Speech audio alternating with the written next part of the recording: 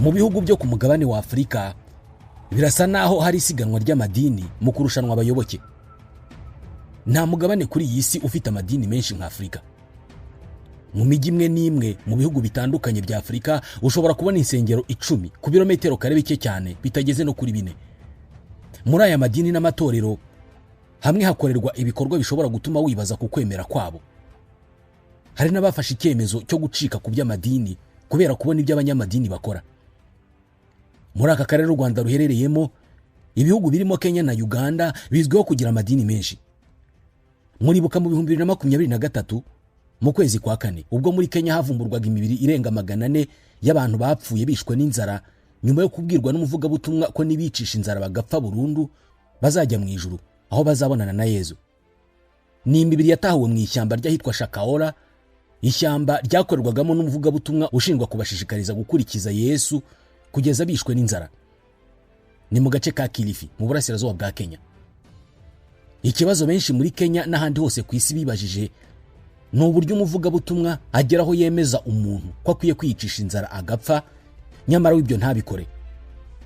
Ibi byatumye abantu benshi batangira guhwihwisa ko muri Kenya hari ikibazo gikomeye cy'amadini. Aba bose bapfuye bari abayoboke b'itorero ryiswe Good News International Church ry'uwitwa Pastor Mackenzie Ntenge. Kuri iryo torero polisi yatabaye abantu 29 barimo bari hafi gupfa kubera kwiyicisha inzara. Bose ntabwo bashakaga gutabarwa kubera ko bemeraga ko bari begereje ibyo babwiwe ku mpera y'isi. Bamwe muri aba ubwo polisi yabatabaraga harimo nk'umugore umwe wari urimo kwegera imyaka 30 y'amavuko. Bamusanze amerewe nabi cyane, amaso yarahenengeye, ariko ntabwo yashakaga ko bamufasha. Bagerageje kumufasha bamuha utuzi turimo agasukari bakoresheje ikiyiko, aranga neza, afunga umunwa agakoresha amarenga ababwira ko nta bufasha akeneye. Gusa nyuma yaje kujyanwa mu bitaro. Bageze no ku wundi mugabo wo mu kigero cy'imyaka 40 atakibasha guhaguruka kubera inzara. Bagerageza kumufasha nawe arabyanga. Yabise abanzi barimo kumubuza kujya mu ijuru. Uyu nawe yajyanywe mu bitaro arakira. Ni gute umuntu agera kuri uru rwego mu myemerere? Tugiye kuvuga ku nkuru z'amadini atangaje asaba abayoboke bayo gukora ibintu bishobora gutungura uwo ari we wese. Amadini arimo n'iringiri ryo muri Kenya, ariko turaza no kuvuga ku idini ryiyise irya shitani. Nibyo hari idini rivuga ko risenga shitani rifite abayoboke benshi cyane haba hano muri Afurika no ku yindi migabane itandukanye y'isi. Bigenda bitenga abantu bagere kuri uru. Mu gihe iyi nkuru y'iri dini yamenyekanaga muri Kenya, Abanyakenya benshi barumiwe kimwe n'ahandi hose ku isi kubera iyi nkuru.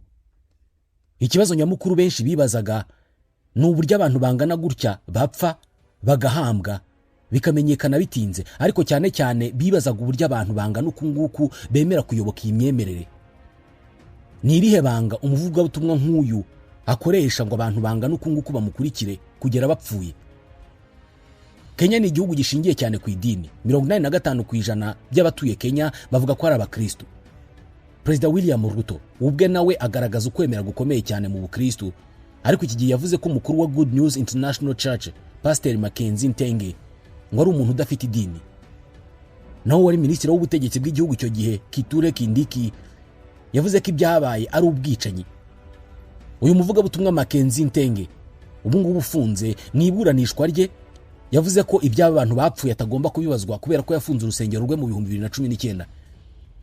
Uyu yahamijwe ibyaha 191 birimo iterabwoba no kwica abantu barenga 400 barimo n'abana. Abandi bantu 14 bafunganywe nawe nabo barega ubwicanyi, umugambi wo kwica, gufasha kwiyahura, gushimuta no kugirira nabi. Mu bapfuye b'abayobe b'iri torero abenshi ntabwo bavukaga muri ako gace nk'uko ibinyamakuru byo muri Kenya byabyanditse. Harimo n'abavuye mu burengerazuba bwa Kenya, muri Uganda no muri Tanzania. Bivuga ko muri Kenya hari ikibazo cy'amadini mato avumbuka nk'ibihumyo buri munsi kandi akaba amadini atagenzurwa neza. Abavugabutumwa bamwe babasha kuyobya ubwenge bw'abantu bakabaganisha kubiri mu nyungu zabo bwite no gukemura ibibazo byabo bwite. Abahanga mu by'imitekerereze bavuga ko umuntu wayobejwe ubwenge akemera ibyo abwiwe n'uwo yizeye ashobora gukora ikintu icyo ari cyo cyose kugera no kukwica. Dusubiye mu ishyamba rya Shakahola ahavumbuwe ya mibiri y'abantu, hari ahantu imbere cyane rwagati mu ishyamba aho abantu bateraniraga basenga.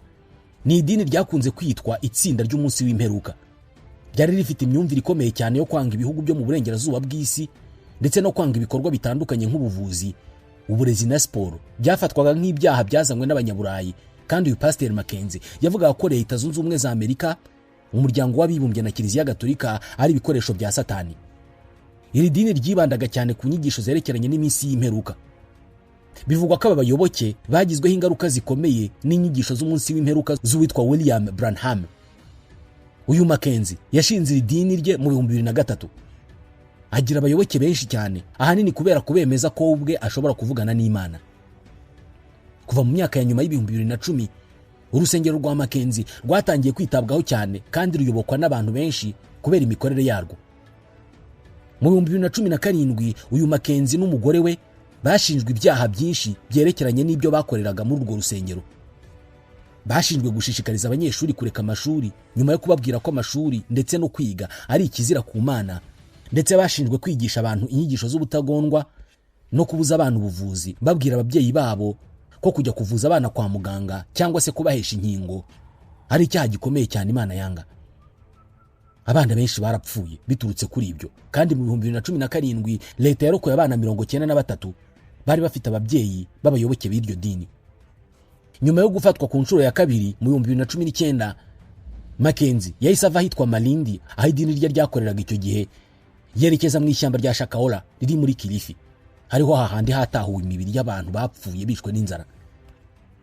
Uyu Mackenzie ntabwo yigeze yifatanya n'abayoboke b'idini rye mu kwiyicisha inzara, kubera ko we n'ubu ngubu aracyariho, aho ari muri gereza aragaburirwa. Mu nzu imwe yihariye muri iryo shyamba bahasanze ibiribwa byinshi by'amoko atandukanye, bivugwa ko ari icyumba cye ngo yaruhukiragamo. Yarihishaga akarya. Yafashwe na polisi ubwo bakomezaga gushakisha imibiri y'abantu. Ku itariki ya 18 y'ukwa mbere mu mwaka wa 2024, uyu Mackenzie yashinjwe ibyaha 91 byo kwica abantu. Abashinzwe iperereza bavuze ko hari imibiri yabuze bimwe mu bice byayo, bagakeka ko yashoboraga kuba yarakuweho ibyo bice by'imibiri bikagurishwa. Gusa ku itariki ya 8 y'ukwa gatanu, ibisubizo by'ibizamini byakorewe ku mibiri 112 byakuwe muri iyo mva byagaragaje ko nta bimenyetso byerekana gukurwaho ibice by'imibiri. Ku ya 31 y'ukwa mbere mu mwaka wa 2024, guverinoma ya Kenya yemeje ko urusengero rwe rwari itsinda ry'ubugizi bwa nabi riri mu rwego rw'ibyaha biteguwe, hashingiye ku itegeko rikumira ibyaha biteguwe. Iri dini ryashinzwe mu 2003 n'uyu Paul Ntenge Mackenzie nk'urusengero ruto. Mbere y'uko arushinga, uyu Mackenzie yakoraga akazi k'ubushoferi bwa taxi i Nairobi kuva mu 1997 kugera mu 2003. Iki gihe nabwo yashinjwe inshuro enye zose gukwirakwiza inyigisho ze, ariko agatsinda urubanza kubera kubura ibimenyetso. Ubwo urwo rusengero rwatangiraga gutera imbere, yimukiye mu mudugudu wa Migingo i Malindi. Uyu Mackenzie yabashije kugira abayoboke benshi cyane, ahanini ababwira ko ashobora kuvugana n'Imana. Mu 2016 nk'uko bivugwa ariko bitaremezwa, umwe mu bagize idini rye yagurishije umutungo we ku kirwa cya Lamu, awugurisha Mackenzie. Ayo mafaranga miliyoni 20 z'amashiringi Mackenzie yamuhaye nayo yari yafashe ayasubiza Mackenzie.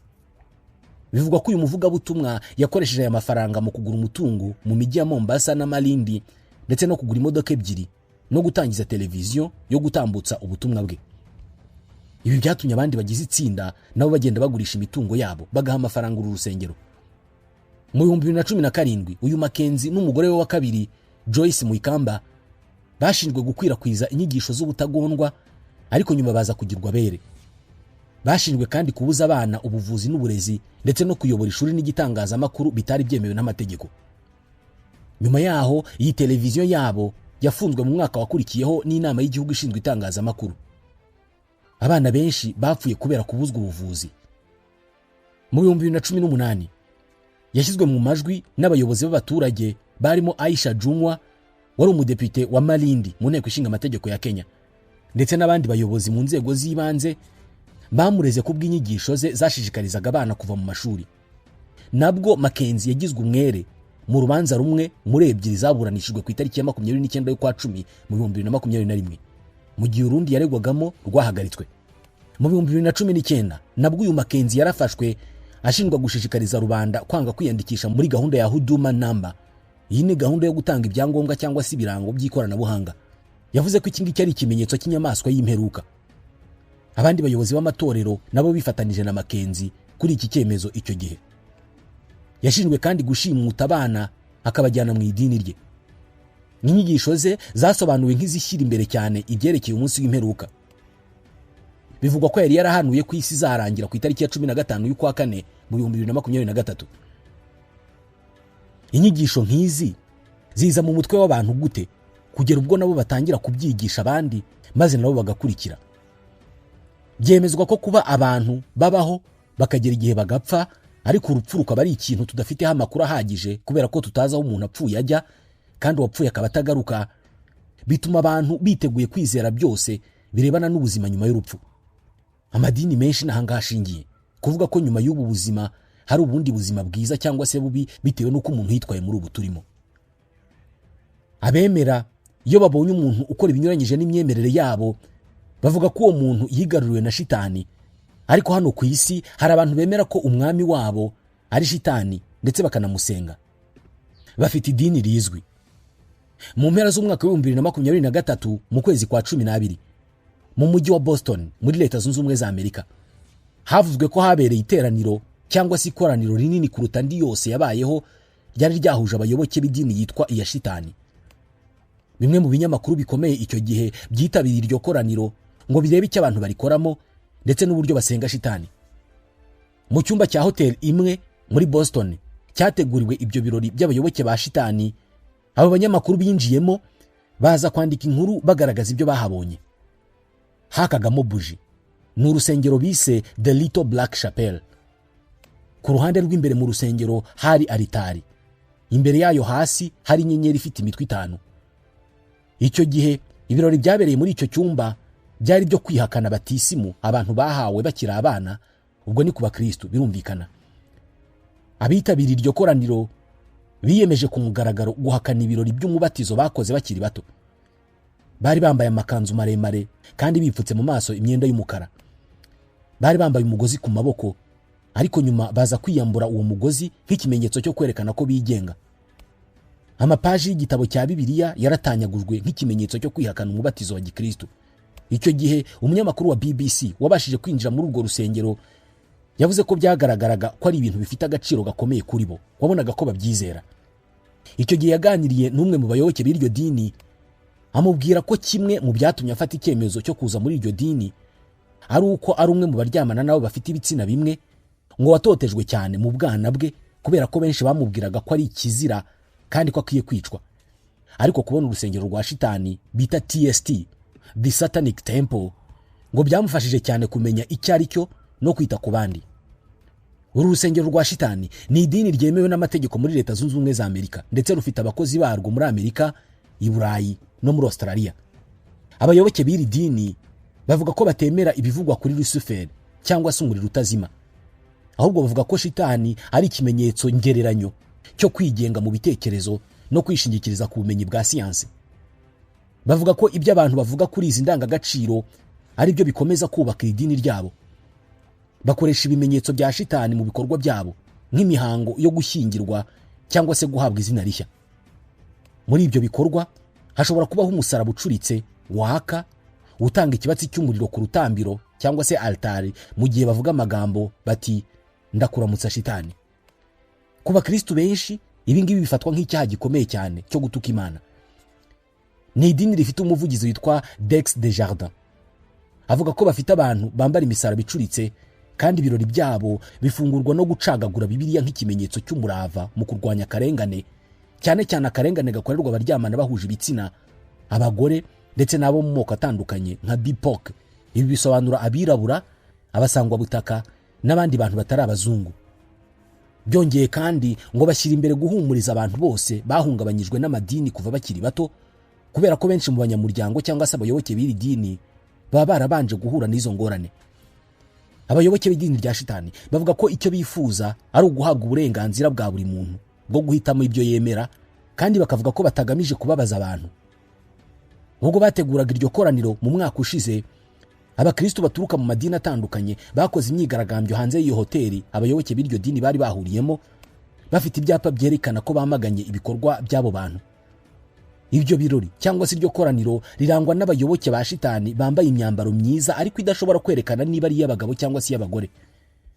Bambara amahembe asize irangi n'intoki zabo baba bazisize amarangi. Ku mibiri yabo haba hariho ibishushanyo cyangwa se tatuwaje by'ibintu biteye ubwoba, ndetse benshi bagira ubwanwa burebure bwo hejuru y'umunwa busokoje neza mu buryo budasanzwe. Abenshi muri bo ni abantu bakuru ku buryo hari abagaragara nk'ababyeyi. Bamwe muri bo ni n'ababyeyi koko. Ni idini ryemeza ko idini na leta bikwiye gutandukana, kandi ni idini rikunze kuba mu manza risaba ko ubu butandukane bwubahirizwa. Ibyo bavuga ni ibintu bikomeye, ariko bakunze kubishyiramo urwenya rwinshi mu rugamba rwabo. Urugero, nko muri Oklahoma, igihe hubakwaga ikibumbano cy'amategeko 10 y'Imana hafi y'ingoro y'inteko ishinga amategeko muri iyi leta, uru rusengero rwasabye ko hakubakwa n'igishushanyo cya shitani gifite metero 2. Bakavuga ko amategeko shingiro ya Leta Zunze Ubumwe za Amerika agena ko amadini yose agomba gufatwa kimwe. Icyo kibumbano cy'amategeko y'Imana cyaje gukurwaho. Ku bijyanye n'uburenganzira bwo gukuramo inda, urusengero rwa shitani rwemeza ko umuntu wese agomba kugira uburenganzira busesuye ku mubiri we. Mu ntangiriro z'uyu mwaka bafunguye ivuriro rikorera ku mbuga nkoranyambaga ariko rinafite icyicaro muri New Mexico ritanga ibinini byo gukuramo inda. Banatangije imihango yo guhumuriza abifuza gukuramo inda, imihango ikubiyemo amagambo yo kubahumuriza no kubaha icyizere. Ni idini ryemeza ko abanyamuryango baryo batagomba kugengwa n'amategeko ashingiye ku yandi madini. Ku rundi ruhande, ibi bikorwa byatumye benshi babarwanya cyane. Harimo n'ikinyamakuru cya Gatolika cyitwa National Catholic Register kivuga ko iyi mihango igamije gusa guharabika ibimenyetso by'idini. Banafite umushinga bise After School Satan Clubs. Ni gahunda yo gutangiza amatsinda mu mashuri afasha abana kwiga ibintu bitandukanye birimo ubumenyi, ubuhanga mu by'ubuhanzi n'ibikorwa by'ubugenge. Bavuga ko ibingibi bigamije kuzibira abashaka kwigisha ijambo ry'Imana mu mashuri. Gusa ababyeyi benshi bavuga ko ibingibi biteye ubwoba, naho iryo dini ryo rikemeza ko nta kibi kiri muri izi nyigisho. Muri iri dini, iyo bari mu nyigisho zisanzwe nk'izo mu yandi madini, haba hari abacuruzi batandukanye bagurisha ibicuruzwa byerekana ibimenyetso bya shitani, birimo nk'ingofero zanditseho Satani aragukunda, n'ibikinisho cyangwa se ibibumbano by'abantu bafite imitwe y'ihene. Urusengero narwo rugurisha imyambaro n'ibindi bicuruzwa. Rubeshejweho n'imfashanyo n'amafaranga ava muri ibyo bicuruzwa n'inkunga z'abayoboke. Nta mafaranga asabwa ngo winjire muri urwo rusengero. Amategeko y'ingenzi y'urwo rusengero bayita 7 tenets. Ni amategeko 7 agaragaza amahame yibanda ku rukundo, ubwigenge ku mubiri no kubaha uburenganzira bw'abandi, harimo n'uburenganzira bwo gukora ibibi. Ni amategeko wumva atumvikana nabi cyangwa se ngo ahamagarira abantu gukora ikibi.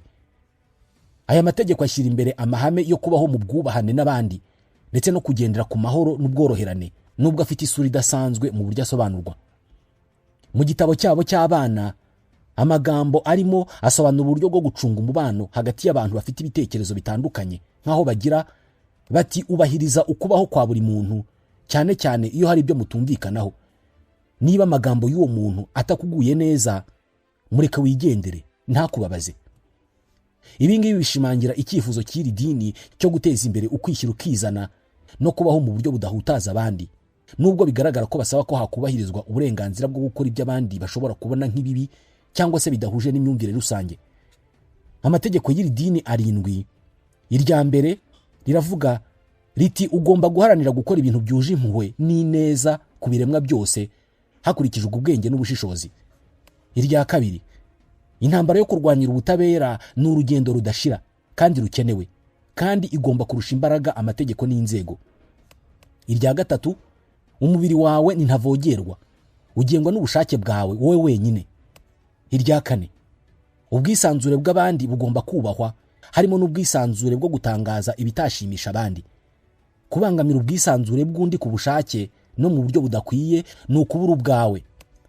Irya gatanu, ibyo wemera bigomba guhuza n'ubumenyi bushingiye ku bumenyi bwiza bw'isi. Ugomba kwirinda kugoreka ukuri kwa siyanse kugira ngo bihuze n'ibyo wemera. Irya gatandatu, abantu ntibajya babura gukora amakosa. Niba wakoze ikosa, ugomba gukora ibishoboka byose kugira ngo urikosore kandi ukemure ibibazo ryaba ryateje.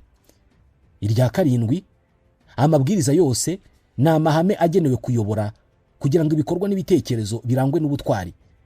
umutima w'impuhwe, ubwenge n'ubutabera ugomba guhora uruta ijambo ryanditswe cyangwa se ryavuzwe. Aya niyo mategeko 7 y'iri dini rya shitani. Ibinyamakuru byinshi byo muri Leta Zunze Ubumwe za Amerika bikunze kwerekana ko iri dini rya shitani ari itsinda ry'abanyabinyoma bashaka kumenyekana bitwaje idini, ariko abayoboke b'iri dini ibi barabihakana. Umwe muri bo witwa Greaves wamenyekanye cyane yigeze kuvuga ko abantu batinya kwemera iby'iri dini ribabwira, ariko ko abayoboke baryo bo bumva ko ibyo bavuga byose ari ibisanzwe kandi ko batibeshya. Yavuze ko byamugoye guhindura ubuzima bwe kugira ngo yitegure guhangana n'ibibazo bishobora kumubaho nk'umwe mu bantu bazwi cyane bahagarariye iri dini muri Amerika. Bamwe mu banyamuryango b'iri dini bavuga ko badashobora kuvuga ku mugaragaro ko biyumvamo iryo dini kubera gutinya ihungabana ry'umutekano wabo. Hari abayoboke baryo bamenyekanye nyuma bagatakaza akazi, bagahura n'ibibazo mu guhatanira kurera abana babo nko mu gihe bagiye gutandukana nabo bashakanye, ndetse rimwe na rimwe bagasanga ibisasu by'ibikangisho byatezwe munsi y'imodoka zabo cyangwa mu nzu zabo. Abayoboke b'iri dini icyo bashishikariza abantu ni ukubaho ubuzima bwabo nk'uko babyumva hano ku isi, bitandukanye n'andi madini asezeranya abantu ijuru n'ibitwara neza hano ku isi.